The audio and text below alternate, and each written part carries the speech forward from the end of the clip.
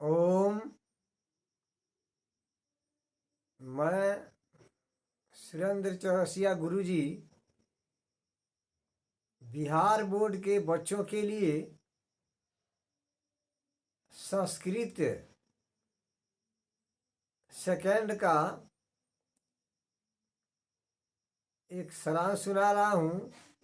पाठ का नाम है मणिज किणपड़ता, बनिया की कंजूसी।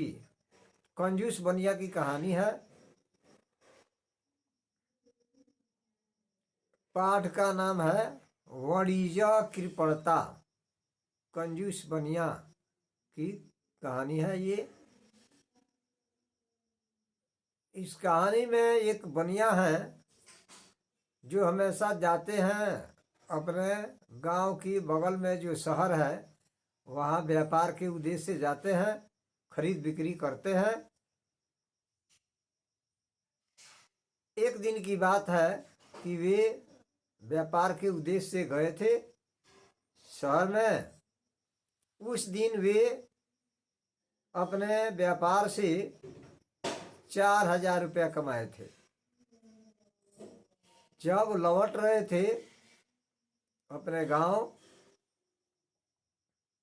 तो अपने गांव के सीमा तक आए तो देखे कि हमारे रुपये पॉकेट में हैं।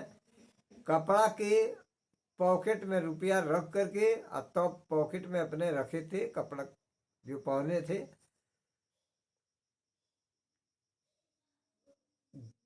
जब घर पहुंचे तब देखते हैं कि रुपये नहीं हैं। जिस पॉकेट में वे रुपये रखे थे वह पॉकेट गिर गया था कहीं। वे अंदाज लगाए कि अपने गांव के सीमा तक आए हैं तो हमारे रुपये थे, घर पहुंचने पर रुपये नहीं है। इसका मतलब है कि रुपया जो है, जो रुपये गिरे हैं वे हमारे गांव के ही किसी व्यक्ति को मिले होंगे। वे तुरंत अपने गांव के मुखिया के पास पहुंचे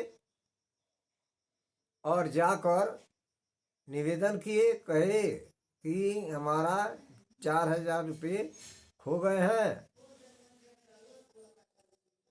आप पूरे पंचायत में सूचना दिलवा दीजिए, जिनको मिला होगा वह पॉकेट लाकर दे देंगे। उसके बनिया के कहने के अनुसार मुखिया पूरे पंचायत में सूचना दिलवा दिए कि बनिया के 4,000 रुपये खो गए हैं। जो व्यक्ति ला करके देंगे उनको 400 रुपये इनाम दिए जाएंगे। 4,000 रुपये खो गए हैं, 4,000 ला करके देंगे उनको 400 रुपये इनाम दिए जाएंगे। संयोग से एक वृद्धा औरत मंदिर से पूजा करके लौट रही थी। उन्हीं को वह पॉकेट मिला था। वह सूचना सुनी तो समझ में आ गई बात कि हो सकता है कि जो हमको पॉकेट मिला है उसी पॉकेट के लिए शायद ये सूचना दी जा रही है। वह औरत जो है खोल कर नहीं देखी थी कि उसके अंदर क्या है। मुखिया के पास पहुंची, लाकर पॉकेट दे दी और कही कि जिस व्यक्ति की यह पॉकेट है बुला करके उनको दे दिया जाए। मुखिया उस वृद्धा औरत की ईमानदारी से संतुष्ट हुए, खुश हो गए, उनको नमस्कार प्रणाम किए और अपने नौकर को भेजे कि जाओ उस बनिया को बुला कर लाओ जो जिसका रुपये खो गए हैं। बोल देना कि आपके रुपये मिले हैं। चलिए पॉकेट जो है एक वृद्धा औरत ला करके दी है, आप अपना रुपये लेकर आइए। बनिया जब ये बात सुने दौड़ते हुए मुखिया जी के दरवाजे पर पहुंचे कि हमारे रुपये मिल गए हैं।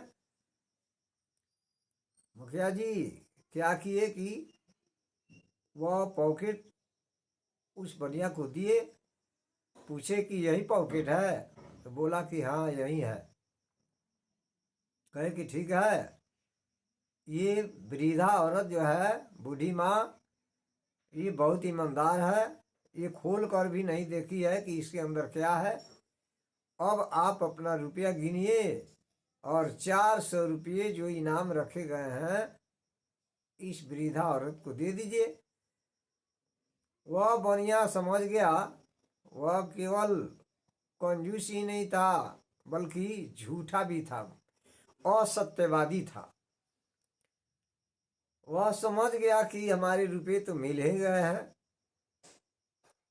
एक दिमाग लगाया, एक तरकीब उसको सूझ गई।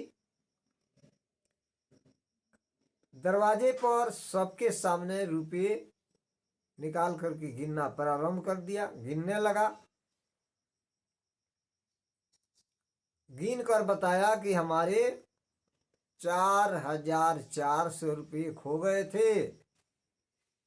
ये वृद्धा औरत जो है, जो इनाम वाला राशि रखा गया है, वो अपना इनाम पहले ही निकाल ली है। वह वृद्धा औरत आश्चर्य में पड़ गई। मुखिया जी से कही कि देखिए, खोल कर मैं नहीं देखी हूँ इस पॉकेट के अंदर क्या है।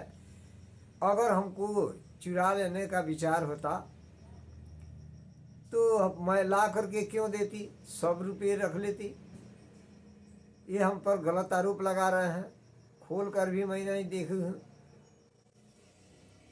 मुखिया जी समझ गए कि ओ, ये बनिया जो है ये केवल कंजूस ही नहीं है, यह झूठा भी है, असत्यवादी भी है। मुखिया जी कहे कि ये रुपये हमको दो। फिर ले लिए रुपये। कहे कि तुम तो उस दिन बोला था कि 4,000 रुपये खो गए हैं, आज कह रहा है 4,400 खो गए हैं। तो बोल रहा था कि मैं कहने में भूल गया था। मुखिया जी कहे कि ठीक है, जब तुम कह रहे हो कि 4,000 रुपये हम 4,400 खो गए हैं और इस पॉकेट में 4,000 ही है, तो इसका मतलब यह पॉकेट तुम्हारा नहीं है। मुखिया जी रुपये रख लिए। बनिया रोते बिलखते फिर वापस घर चला गया। यही कहानी है। देखिए विद्यार्थी बंधु, मैं आप लोगों का सहयोग कर रहा हूँ। मेरे इस आवाज़ को ध्यानपूर्वक आप सुनेंगे। एक बार दो बार आप इस वीडियो को चला करके सुनेंगे ध्यानपूर्वक। कहीं से भी ऑब्जेक्टिव प्रश्न आएंगे आप बना सकते हैं। मात्र आपको ये 8-9 मिनट समय देना है, ध्यान से सुनना है। कहीं से भी ऑब्जेक्टिव प्रश्न आएंगे आप हल कर सकते हैं, इसमें दो मत नहीं है। चलिए, इसी के साथ मैं वाणी को विराम देता हूँ। जय हिंद, जय भारत, जय तिरंगा। आपको मेरी बात ये अच्छी लगे, आपको अगर लाभ मिल रहा है तो मैं आपसे निवेदन करता हूँ इस चैनल को सब्सक्राइब जरूर कीजिएगा और लाइक करके बताइएगा, कमेंट में भी लिखिएगा कि आपको कैसा लगा। चलिए, जय हिंद।